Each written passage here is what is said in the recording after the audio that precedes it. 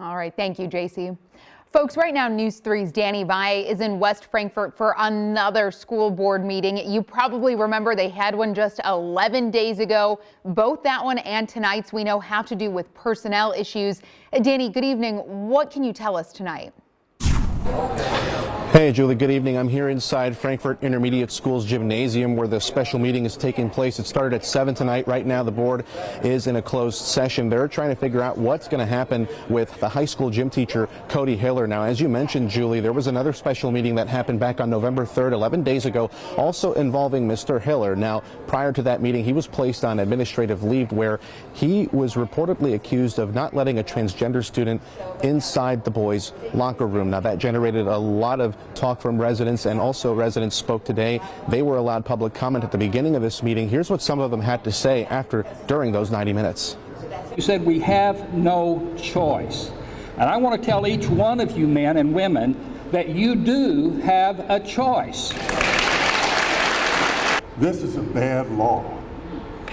You need to stand up for good laws and laws that mean something to everyone. And kids change their mind. We all know that. What happens when they change their mind?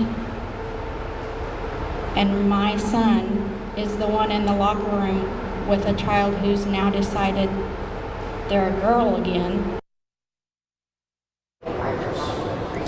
Now, those were just 3 of the 17 people who spoke today. One of them was referring to a law that he considered bad. They're talking about the transgender state and federal laws that make it a crime to, or that make it a crime to discriminate against transgender students.